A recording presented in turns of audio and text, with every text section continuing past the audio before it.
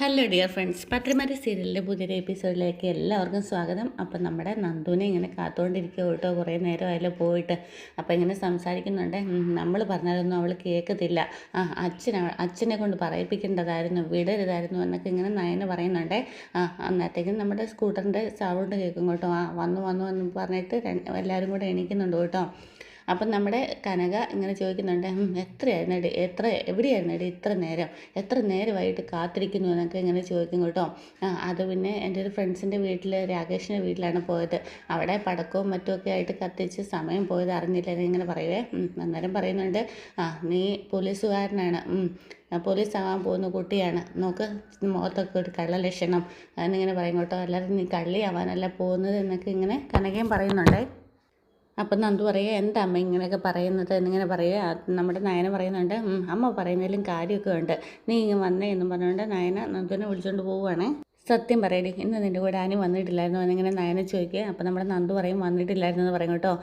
നീ സത്യം പറഞ്ഞോണം, ഇല്ലെങ്കിൽ നിൻ്റെ കർണം അടിച്ച് ഞാൻ പോയിക്കും. ഇന്ന് വിഷു ആണെന്നോ നാളെ വിഷു ആണെന്നോ ഒന്നും വിചാരിക്കത്തില്ല, മറ്റന്നാൾ പോവുകയാണെന്നോ ഒന്നും വിചാരിക്കത്തില്ല, സത്യം പറയണേ എന്ന് പറയുവേ. പിന്നെയും പറയുവേ, അനി വന്നിട്ടില്ലായിരുന്നു ചേച്ചി എന്ന് പറയുവേ. അപ്പോൾ നയന പറയും, ഞാനെല്ലാം അറിഞ്ഞിട്ട് തന്നെ സംസാരിക്കുന്നതെന്ന് പറയുവേ. അനി വന്നതിന് എൻ്റെ കയ്യിൽ തെളിവുണ്ട് എന്നിങ്ങനെ നയന് പറയേ. അന്നേരം നമ്മുടെ നന്ദു പറയും, അന്ന് മദ്യപിച്ച് കല്യാണത്തിന് തലേദിവസം കാട്ടിക്കൂട്ടിയതൊക്കെ അറിയാമല്ലോ, അങ്ങനെ മദ്യപിച്ച് വീട്ടിൽ ചെല്ലുമെന്നൊക്കെ അനി എൻ്റെ അടുത്ത് പറഞ്ഞു. പോലീസ് ആവാൻ പോകുന്ന കുട്ടിയാണ് നീ. നിൻ്റെ ചേച്ചിയാണ് ഞാൻ. എനിക്കും ഉണ്ടാ പോലീസ് ബുദ്ധി. എൻ്റെ അടുത്ത് ആരും പറഞ്ഞിട്ടില്ല, എൻ്റെ അടുത്ത് തെളിവുമില്ല. പക്ഷേ എനിക്ക് ഉറപ്പുണ്ടായിരുന്നു അനി അവിടെ ഉണ്ടെന്ന്. അവനെ ചിന്തിക്കുന്നതിലപ്പുറം സങ്കടമുണ്ട് ചേച്ചി എന്നിങ്ങനെ പറയേ. ആ സങ്കടത്തിന് കാരണം നീയാണ് എന്ന് പറയുമ്പം നന്ദു ചോദിക്കേ, ഞാൻ എങ്ങനെ ആവുന്നത് എന്നിങ്ങനെ ചോദിക്കുവേ. നിന്നോട് അവനെ കാണരുതെന്ന് സംസാരിക്കരുതെന്നൊക്കെ പറഞ്ഞിട്ടില്ലേന്ന് ചോദിക്കുവേ. അങ്ങനെ അവനെ അവോയ്ഡ് ചെയ്ത് കഴിഞ്ഞാൽ അവനെ തന്നെ അവന് നിയന്ത്രിക്കാൻ പറ്റില്ല ചേച്ചി. അവൻ ഇന്ന് മറ്റൊരു കുട്ടിയുടെ ഭർത്താവാണ്, അതെന്താ നീ മനസ്സിലാവാത്തത് എന്നിങ്ങനെ ചോദിക്കുമ്പോൾ നന്ദു പറയേ, അത് അവർ തമ്മിൽ ഒരു ബന്ധവും ഇല്ല ചേച്ചി, അതൊക്കെ എന്നോട് പറഞ്ഞിട്ടുള്ളതെന്ന് പറയുവേ. ഞാനും ഈ വീട്ടിലുള്ളവർ മാത്രമല്ല, ആദർശേട്ടനും അമ്മയും എല്ലാവരും മാന്യമായിട്ട് തന്നെ നിന്നോട് സംസാരിച്ചിട്ടുണ്ട്. അവരെ ഒന്നും നിരാശപ്പെടുത്താനേ എനിക്ക് പറ്റത്തില്ല. അങ്ങനെ നീ ചെയ്താലേ ഈ ഒരു ചേച്ചിയില്ലെന്ന് നീ അങ്ങ് മനസ്സിൽ വിചാരിച്ചു എന്നിങ്ങനെ നയന ദേഷ്യത്തോടെ പറഞ്ഞിട്ട് അവിടെ നിന്ന് പോവേ. നമ്മുടെ നന്ദുവിനെ എന്ത് ചെയ്യണമെന്നറിയാതെ മൊത്തത്തിൽ ആകെ വിഷമിച്ച് സങ്കടത്തോടു കൂടി നിൽക്കുവാണ് കേട്ടോ. പിന്നീട് കാണിക്കുന്നത് നമ്മുടെ അനിയാണ് കേട്ടോ. അനി ഇങ്ങനെ ഓടിപ്പിടിപെടുത്ത് വരുവാണേ. അപ്പോഴത്തേക്കും നമ്മുടെ ദേവയാനി ഇങ്ങനെ കാത്തോണ്ട് നിൽക്കുകയാണേ. അപ്പോൾ അനിയെ കണ്ടതും ഭയങ്കരമായിട്ട് ദേഷ്യം വരിക കേട്ടോ. അപ്പോഴത്തേക്കിനും ഫ്രണ്ടിലോട്ട് ഇറങ്ങി വരും ദേവയാനിയെ. അനി അങ്ങ് കയറി ചെല്ലുമ്പോഴത്തേക്കിനും അനി പേടിച്ചിട്ട് ദേവയാനി കണ്ടതും അനി പേടിക്കുന്നുണ്ട് കേട്ടോ. അപ്പോഴത്തേക്കിനും ഇങ്ങനെ നീ എവിടെ പോയായിരുന്നു, ഇപ്പോൾ സമയം എത്രയെന്നാണ് ചോദിക്കുന്നത് വന്നത്. അപ്പോൾ 11 മണിയെന്ന് പറയേ. അപ്പോൾ അനി ചോദിക്കും, വലിയമ്മ ഉറങ്ങിയില്ലെന്ന് ചോദിക്കുവേ. ഈ വീട്ടിൽ 10 മണിക്കുള്ളിൽ വീട്ടിൽ കയറണമെന്നുള്ളൊരു നിയമമുണ്ട്, അത് നിനക്കറിയത്തില്ലേന്ന് ചോദിക്കുവേ. നീയൊക്കെ ജനിച്ചതിന് ശേഷമാണ് അതെല്ലാം തെറ്റിയത് എന്ന് പറഞ്ഞുകൊണ്ട് കൈ ചൂണ്ടിക്കൊണ്ട് ദേഷ്യത്തോട് കൂടിയിട്ട് ദേവയാനി അനിയുടെ അടുത്ത് സംസാരിക്കുവാണേ. അല്ല, നീ ഇത്രയും നേരം എവിടെയായിരുന്നു എന്നിങ്ങനെ ചോദിക്കുക. എന്നിട്ടേക്കിനും അനി ഇങ്ങനെ പറയാം, അല്ല അത് പിന്നെ ഫ്രണ്ട്സും ഒക്കെ ആയിട്ട് എന്നിങ്ങനെ പറയുക. ആരെടാ നിൻ്റെ ഫ്രണ്ട്സ് എന്നിങ്ങനെ ദേവയാനി ചോദിക്കുവാണേ. എടാ ചോദിച്ചു കേട്ടില്ലേ, നിൻ്റെ ഫ്രണ്ട്സ് ആരൊക്കെയാണെന്ന് എന്നിങ്ങനെ വല്യമ്മ ചോദിക്കുവാണേ. രാകേഷും വിഘ്നേഷും എന്ന് പറയേ. അതിന് അവർ നിൻ്റെ ഫ്രണ്ട്സ് അല്ലല്ലോ, നന്ദുവിൻ്റെ ഫ്രണ്ട്സ് അല്ലേ എന്ന് ചോദിക്കുവേ. ഇപ്പം അവർ എൻ്റെ ഫ്രണ്ട്സാണ് വല്യമ്മ എന്നിങ്ങനെ പറയുവേ. അപ്പോഴത്തേക്കിനും കൂടെ നന്ദു ഉണ്ടായിരുന്നു ചോദിക്കുവേ. അപ്പം നന്ദു ഇല്ല വല്യമ്മേന്ന് ഇങ്ങനെ മുക്കി മൂളിയിട്ടും പറയുന്നത് കാണുമ്പോൾ തന്നെ ദേവയാനിക്ക് മനസ്സിലാവുക. അപ്പം തന്നെ ദേവയാനി ഒറ്റയടിയാണ് അനിയുടെ മുഖത്തേക്കിനെ. എന്നിട്ടിങ്ങനെ അനി സങ്കടത്തോടു കൂടി ഇങ്ങനെ നോക്കുക കേട്ടോ. അപ്പോഴത്തേക്കിനും പറയുന്നുണ്ട്, ഇത് തെറ്റ് കാണിച്ചു കഴിഞ്ഞാൽ മുത്തച്ഛനാണെങ്കിലും ഇവിടെ തല്ലിയിട്ടാണ് വളർത്തിയിട്ടുള്ളത്, സത്യനോണ പറഞ്ഞാൽ പ്രത്യേകിച്ചും എന്ന് പറയുന്നുണ്ട്. ഇവിടെ ഒരു പെങ്കൊച്ച് ഉറങ്ങാതെ നിന്നെയും കാത്തിട്ടിരിക്കുകയാണ്. ഇടാ അവളെക്കുറിച്ച് നിനക്ക് എന്തെങ്കിലും ഒരു ബോധം ഉണ്ടോടാ എന്നിങ്ങനെ ചോദിക്കുക ദേവയാനി. നീ രാകേഷിനെയും വിഘ്നേഷിനെയും കാണാൻ പോയെന്ന് പറഞ്ഞാൽ ശരിയാ, പക്ഷെ അവർക്കൊപ്പം ഒരാളുണ്ടായിരുന്നല്ലോ, നന്ദു. മറ്റന്നാളെ അവൾ ട്രെയിനിങ് ക്യാമ്പിലേക്ക് പോകും. അതിനു മുന്നേ അവൾക്ക് വേണ്ടുന്ന ഉപദേശങ്ങളൊക്കെ നയനെ കൊടുത്തു എന്നാണ് പറഞ്ഞത്. അതെ, എത്രത്തോളം ശരിയാണെന്നൊന്നും എനിക്കറിഞ്ഞൂടാ, പക്ഷേ ആദർശം ഉപദേശിച്ചിട്ടുണ്ട്. എന്നിട്ടും അവൾ നിൻ്റെ പിന്നാലെ വരികയാണെങ്കിൽ അത് അവളുടെ അഹങ്കാരമല്ലേടാന്നിങ്ങനെ ദേവയാനി ചോദിക്കുവേ. അതുപോലെ ഞങ്ങളും ഏത് നിമിഷവും നിന്നെ ഉപദേശിച്ചുകൊണ്ടിരിക്കുകയല്ലേ, എന്നിട്ട് 1% പോലും നീ മാറിയിട്ടില്ലെങ്കിൽ നീ ഒരു അനാമികമാളെ വീണ്ടും ഒട്ടും സ്നേഹിക്കുന്നില്ല എന്നല്ലേ അതിനർത്ഥം എന്നിങ്ങനെ ദേവയാനി ചോദിക്കുവേ. അവൾക്ക് ഒട്ടും സ്നേഹമില്ല വല്യമ്മ എന്നോട്. വല്യമ്മ ഇപ്പോൾ പറഞ്ഞല്ലോ അവൾ എന്നെ ഉറങ്ങാതെ കാത്തിരിക്കുമായിരിക്കുമെന്ന്. ഇപ്പോൾ പോയി നോക്ക്, അവൾ കൂർക്കം വലിച്ച് കിടന്ന് ഉറങ്ങുമായിരിക്കും. പിന്നെ അവളെ സ്നേഹിക്കാത്ത ഓരോരുത്തന് വേണ്ടിയിട്ട് അവൾ അവിടെ ഉറക്കം കളയണോടാ എന്നിങ്ങനെ ദേവയാനിയും ചോദിക്കുവേ. ഞാൻ റൂമിലുണ്ടെങ്കിലും അങ്ങനെ തന്നെയാണ്. കല്യാണം കഴിഞ്ഞ അന്ന് മുതൽ തന്നെ ഞങ്ങൾ രണ്ടാളും കഴിയുന്നത് രണ്ട് സ്ഥലത്തായിട്ടാണ്. കല്യാണം കഴിഞ്ഞതിന് ശേഷവും വേറൊരു വ്യക്തിയെ മനസ്സിലിട്ടുകൊണ്ട് നടന്നു കഴിഞ്ഞാൽ അവനെ എങ്ങനെ അവൾ സ്നേഹിക്കൂടാ എന്നിങ്ങനെ ദേവേനെ ചോദിക്കുന്നുണ്ട്. അവൾ എന്നെ സ്നേഹിക്കാനും ഭാര്യയായിട്ട് നിൽക്കാനൊന്നും അല്ല അവൾ ഇങ്ങോട്ടേക്ക് വന്നത്. അവളുടെയും അവളുടെ അച്ഛൻ്റെ അമ്മയുടെയൊക്കെ മനസ്സിലും മറ്റെന്തൊക്കെയോ വലിയമ്മ എന്നിങ്ങനെ പറയുവേ.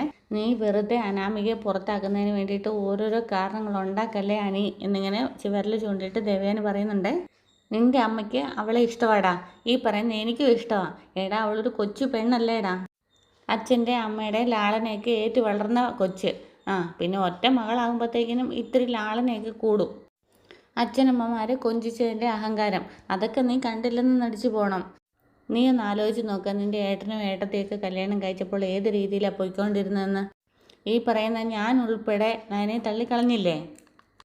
ഇപ്പോഴും ഞാൻ അവളെ മാറ്റി നിർത്തിയിരിക്കുകയല്ലേ? എന്നിട്ടും അവർ തമ്മിൽ സ്നേഹത്തോടെയല്ലേ പോകുന്നത്? അല്ല, എന്ത് നന്മയുണ്ടെന്നാണ് നീ പറയുന്നത്? അവളെ അനാമിക മോളെ കൈയും അഹങ്കാരി തന്നെയാ എന്നിങ്ങനെ പറയുവേ. അനി, നീ ഒരു കാര്യം മനസ്സിലാക്കിയോ? എനിക്കും ജേട്ടനും അച്ഛനും മുത്തശ്ശനും ഒക്കെ നിൻ്റെ കുടുംബജീവിതം തകരുന്നതിൽ വലിയ സങ്കടമാണ് മോനെ. അതുകൊണ്ട് നീ ഞങ്ങളെ അറിയണം, ഞങ്ങളെ മനസ്സിലാക്കണം. നീ അനാമിക മോളുമായിട്ട് ജീവിച്ചേ പറ്റൂ, പൊരുത്തപ്പെട്ടേ പറ്റുള്ളൂ. അനി, നന്ദു നാളെ ഒരു ദിവസം എസ് ആയിട്ട് കുട്ടിയാണ്, അവൾക്ക് നല്ലൊരു ഭാവിയുണ്ട്. അപ്പം നീ അവളെ വെറുതെ വിട്ടേ പറ്റൂ എന്നൊക്കെ ഇങ്ങനെ പറയുകയാണേ. അത് പിന്നെ കൂട്ടത്തകർച്ചയ്ക്ക് കാരണമാക്കും എന്നൊക്കെ പറഞ്ഞ് നിർത്താതെ അനിയനെ വഴക്ക് പറഞ്ഞുകൊണ്ടിരിക്കുകയാണ് കേട്ടോ. അപ്പോഴത്തേക്കിനും അനി ഒന്നും പറയാതെ സങ്കടപ്പെട്ടിട്ട് അവിടെ നിന്ന് അങ്ങോട്ട് പോവുകയാണേ. അപ്പോഴത്തേക്കിനും പോകുമ്പോഴത്തേക്കിനും ദേവാനി മോനെന്ന് പറഞ്ഞ് തിരിച്ച് വിളിക്കും കേട്ടോ. സങ്കടപ്പെട്ടിട്ട് ദേവാനി കരഞ്ഞുകൊണ്ട് വിളിക്കും കേട്ടോ. എന്നിട്ട് ഞാൻ നീ നുണ പറഞ്ഞതുകൊണ്ടാണ് ഞാൻ തല്ലിയത് എന്ന് പറഞ്ഞിട്ട് അനിയുടെ കവിളത്തൊക്കെ തടവുന്നുണ്ടേ. വല്യമ്മയ്ക്ക് എന്നെ എന്ത് ചെയ്യാനുള്ള അവകാശം ഉണ്ടല്ലോ എന്നിങ്ങനെ പറയുവേ. അന്നേരത്തേക്ക് നമ്മളെ ദേവേന് പറയുവേ, കുഞ്ഞുനാളിൽ പോലും കൂടെ നീ തല്ലു കൊള്ളാനുള്ള അവസരം ഉണ്ടാക്കിയിട്ടില്ലല്ലോ, പിന്നെ നീ എന്താ ഇങ്ങനെയെന്ന് ഇങ്ങനെ ചോദിക്കുവേ. നമ്മുടെ ആദർശ സിറ്റൗട്ടിൽ ഇരുന്നിട്ട് ജോലിയും ചെയ്യുന്നുണ്ട് കേട്ടോ. അപ്പോൾ അനി അവിടെ നിന്ന് അങ്ങോട്ടേക്ക് കയറി വരുവാണേ. അപ്പോഴത്തേക്കിനും അങ്ങനെ ആദർശിനെ മറികടന്ന് അങ്ങോട്ട് പോകുമ്പോഴത്തേക്കിനും ആദർശ് കാണുവേ നമ്മുടെ അനി വരുന്നത്. എടാന്നും പറഞ്ഞ് വിളിക്കും കേട്ടോ. അപ്പോഴത്തേക്കിനും അനിയുടെ കണ്ണിൽ നിന്ന് വെള്ളമൊക്കെ വരുന്നുണ്ടല്ലോ. അപ്പോൾ ഇങ്ങനെ മുഖത്തേക്ക് നോക്കുമ്പോഴത്തേക്കിനും നിനക്ക് എന്താ പറ്റിയേ, നിൻ്റെ മുഖമൊക്കെ ആകെ വല്ലാണ്ടിരിക്കുന്നല്ലോ എന്ന് പറയേ. നിന്നെ ആരെങ്കിലും തല്ലിയോന്ന് ചോദിക്കുവേ. അന്നേരത്തേക്കിന് അനി പറയും തല്ലിയെന്ന് പറയും കേട്ടോ. ആര് എന്ന് പറയാം. അപ്പോൾ തല്ലാൻ അവകാശമുള്ളവർ തന്നെയാണെന്ന് പറയും കേട്ടോ. അപ്പോൾ ആരും ചോദിക്കുമ്പോൾ വീണ്ടും പറയും വല്യമ്മയെന്ന് പറയുവേ. അമ്മ ഉറങ്ങിയില്ലേ, അമ്മ ഇവിടെ ഉണ്ടോ എന്ന് ചോദിക്കുവേ. അമ്മ അവിടെ നിൽക്കുന്നുണ്ടെന്ന് പറയും കേട്ടോ. എന്തിനെന്നില്ല വല്യമ്മ തല്ലിയെന്ന് ചോദിക്കും കേട്ടോ ആദർശ്. അപ്പോഴത്തേക്കിനും നമ്മുടെ അനി പറയും ഇന്ന് വിഷുവായിട്ട് ഞങ്ങളുടെ ഫ്രണ്ട്സ് എല്ലാവരും കൂടെ കൂടിയായിരുന്നു, അവിടെ നന്ദു ഉണ്ടായിരുന്നു എന്നിങ്ങനെ പറയുവേ. അപ്പോൾ നന്ദു ഉണ്ടായിരുന്നത് അമ്മ അറിഞ്ഞോ എന്നിങ്ങനെ ആദർശ് ചോദിക്കും കേട്ടോ. നയനെ വിളിച്ചായിരുന്നു, നയനെ എന്നോട് കാര്യം പറഞ്ഞത് എന്നിങ്ങനെ ആദർശം പറയുവേ. അപ്പോഴത്തേക്കിനും എല്ലാവരും കാര്യങ്ങളൊക്കെ അറിഞ്ഞെന്ന് മനസ്സിലാവുവേ. നിന്നോട് പറഞ്ഞിട്ടില്ലേ അനാമികനെ വിഷമപ്പെടുത്തരുതെന്ന്. അപ്പോഴത്തേക്കിനും ഇങ്ങനെ അനി പറയേ, അവൾ എന്നെ ഒട്ടും സ്നേഹിക്കുന്നില്ല ഏട്ടാ. നീ ഒന്ന് ആലോചിച്ച് നോക്കിയേ, അനാമിക ഇതുപോലെ വേറെ ആണുങ്ങളൊക്കെ ആയിട്ട് ചുറ്റിത്തിരിഞ്ഞ് നടന്നു കഴിഞ്ഞാൽ നിനക്ക് ദേഷ്യം വരില്ലേ എന്നിങ്ങനെ ചോദിക്കും കേട്ടോ. അപ്പോഴത്തേക്ക് നമ്മുടെ അനി പറയും അവൾ പലപ്പോഴും വീട്ടിൽ പോകാമെന്ന് പറഞ്ഞ് പോകുന്നുണ്ട്. അതുപോലെ തന്നെ അവളുടെ മൊബൈലിലൊരു ഗ്രൂപ്പും ഉണ്ട്, അതിൽ മുഴുവൻ ആണുങ്ങളാണുള്ളത്. എന്നൊന്നും പറയാൻ പറ്റത്തില്ല, അവൾക്ക് വേറെ ഫ്രണ്ട്സ് ഇല്ല അല്ലെങ്കിൽ വേറെ ആണുങ്ങളെ കാണുന്നില്ല എന്നൊന്നും പറയാൻ പറ്റത്തില്ല എന്നൊക്കെ പറയുവേ. അപ്പോഴത്തേക്കിനാണ് നമ്മുടെ ആദർശ് ചോദിക്കുന്നത് അതെന്താ നീ അങ്ങനെയൊക്കെ പറയുന്നതെന്ന്. അപ്പോഴാണ് അവളുടെ പഴയകാല ചരിത്രം എടുത്ത് നോക്കിയെന്നാൽ അത്ര സേഫ് അല്ല, അത്ര നല്ലതല്ല എന്നൊക്കെ ഇങ്ങനെ അനിയും പറയുന്നുണ്ട്. എനിക്ക് അവളെ സംശയമില്ല, അവൾ ആരെ കണ്ടാലും എന്നെ ബാധിക്കുകയില്ല എന്നിങ്ങനെ അനി പറയുകയാണേ. ഞാൻ ആകെ കൂടി ഒരു പെണ്ണിന് പുറകെ നടന്നിട്ടുള്ളൂ, അത് നന്ദുവിനെയാണ്. അവളുടെ ഫ്രണ്ട്സിനെ എനിക്കറിയാം. പഠിക്കുന്ന കാലത്ത് അവളൊരു 4-5 പേരെ പ്രേമിച്ചിട്ടുണ്ട്, അതും ആത്മാർത്ഥമായിട്ട് തന്നെ. അതൊന്നും എന്നെ ബാധിക്കുന്ന കാര്യമല്ല, അതൊക്കെ ഞാൻ പറഞ്ഞല്ലോ. ഈ പറഞ്ഞതൊക്കെ അനാമികയെ പറ്റിയിട്ട് മനസ്സിലാക്കിയ കാര്യങ്ങളിങ്ങനെ ഏട്ടൻ്റെ അടുത്ത് പറയുവാണ് കേട്ടോ. അപ്പോൾ അതേക്കിനും പറയുന്നുണ്ട് അതൊക്കെ കല്യാണത്തിന് മുന്നുള്ള കാര്യങ്ങളല്ലേ, കല്യാണത്തിന് ശേഷം അങ്ങനെയൊന്നും ഇല്ലല്ലോ എന്നിങ്ങനെ പറയുമ്പോഴത്തേക്കിനും അനി പറയേ, അവൾ ഇപ്പോഴും ക്ലബിലൊക്കെ പോകുന്നുണ്ട്, അതുകൊണ്ട് ഞാൻ എങ്ങനെ പോയാലും അവൾക്കൊന്നും ഇല്ല, പിന്നെ വീടിനകത്തൊരു പ്രശ്നം ഉണ്ടാകാൻ വേണ്ടിയിട്ടാണ് അവൾ നന്ദുവായിട്ടുള്ള കാര്യങ്ങളൊക്കെ വലിയ പ്രശ്നമായിട്ട് എടുക്കുന്നത് എന്നൊക്കെ പറയുന്നുണ്ട്. അപ്പോൾ ആദർശ് ഇങ്ങനെ ഞെട്ടി നിൽക്കുന്നുണ്ടോ ക്ലബ്ബിൽ പോയെന്നൊക്കെ പറയുന്നതൊക്കെ കേൾക്കുമ്പോഴത്തേക്കിനും ആദർശ് ഇങ്ങനെ ഞെട്ടിയിട്ട് നിൽക്കുവാണേ. പിന്നീട് പറയുന്നുണ്ട്, എടാ നീ ഒരു കാര്യം ചെയ്യണം. അവളുടെ സ്വഭാവങ്ങളൊക്കെ മാറ്റിയെടുത്തിട്ട് നല്ലൊരു ഫാമിലി ലൈഫ് ഉണ്ടാക്കാൻ നീ പ്രത്യേകം ശ്രദ്ധിക്കണം. ഇവിടെ എല്ലാവരും അത് തന്നെയാണ് ആഗ്രഹിക്കുന്നത്. നീ വെറുതെ ചുറ്റിക്കറങ്ങി നടക്കാതെ നല്ല രീതിയിൽ തന്നെ ജീവിക്കാൻ നോക്ക്. അതുകൊണ്ടല്ലേ അമ്മ നിന്നെ അടിച്ചത് എന്നിങ്ങനെ പറയാം. ഏട്ടാ എനിക്ക് വയ്യ ഏട്ടാ, ഒരിക്കലും പൊരുത്തപ്പെടാത്ത ഒരുത്തിയാണ് എനിക്ക് ഭാര്യയായിട്ട് ലഭിച്ചിരിക്കുന്നത്. എടാ 3 പേരിൽ ഏറ്റവും ഇളയവൻ നീയാണ്. നിൻ്റെ ജീവിതം തകരുന്നത് ഇവിടെ ആർക്കും സഹിക്കാൻ പറ്റത്തില്ല എന്നിങ്ങനെ ആദർശ് ഇങ്ങനെ മയത്തിൽ സംസാരിക്കുകയാണ് കേട്ടോ അനിയുടെ അടുത്ത്. പ്രത്യേകിച്ച് മുത്തശ്ശനും മുത്തശ്ശിക്കും നീ അത് മനസ്സിലാക്കണം. അതുകൊണ്ട് ദൈവത്തെ ഓർത്ത് നീ ഒന്ന് മാറി നോക്ക്. എല്ലാ ബന്ധത്തിലും ഉണ്ടല്ലോ പ്രശ്നങ്ങളൊക്കെ. ഞാനും നയനയും തമ്മിൽ എങ്ങനെയാണ് ജീവിച്ചിരുന്നത് അതൊക്കെ നീ കാണുന്നതല്ലേ. ഇപ്പോഴെങ്ങനെയാണ് ജീവിക്കുന്നത് അതും നീ കാണുന്നില്ലേ. എന്നിട്ട് ആദർശിനോട് ഒന്നും പറയാതെ അങ്ങോട്ടേക്ക് പോകുമ്പോഴത്തേക്കിനും എടാ നീ എന്തോ ഒന്നും പറയാത്തേന്ന് ചോദിക്കുവേ. നേരത്തേക്കിനും അനി പറയേ ഇങ്ങനെ സങ്കടത്തോടു കൂടി പറയുവേ, എൻ്റെ ജീവിതം തകർന്നു, ഇനി ഞാൻ എന്ത് പറയാനാ എന്നിങ്ങനെ പറഞ്ഞിട്ടാണ് പോകുന്നത്. ആദർശിനകത്തുനിന്ന് പോകുമ്പോഴും അനി കരഞ്ഞുകൊണ്ടാണ്, കൈയൊക്കെ ഇങ്ങനെ കണ്ണിൽ വെച്ച് കരഞ്ഞുകൊണ്ടാണ് പോകുന്നത്. പിന്നെ സ്റ്റെയർ കേസ് കയറുമ്പോഴും ഇങ്ങനെ കരഞ്ഞുകൊണ്ട് പോകുന്നത് ഇങ്ങനെ ആദർശ് കാണുവാണ്. എന്നിട്ടൊരു ദീർഘനിശ്വാസമൊക്കെ ആദർശ് വിടുന്നുണ്ട് കേട്ടോ. പിന്നീട് ഇങ്ങനെ അനന്തപുരിയും അതുപോലെ നന്ദാവനവും ഒക്കെ ഇങ്ങനെ കാണിക്കുന്നുണ്ട് കേട്ടോ. നമ്മുടെ നയനയും നന്ദുവൊക്കെ കിടന്നുറങ്ങുകയൊക്കെയാണ്. പിന്നീട് നമ്മുടെ അനാമികയും കിടന്നു അങ്ങനെ ഉറങ്ങും കേട്ടോ. അവരുടെ റൂമാണ് കാണിക്കുന്നത്. എന്നിട്ട് നമ്മുടെ അനി കിടന്നിട്ടാണ് അനിക്ക് ഉറക്കവും വരുന്നില്ല കേട്ടോ.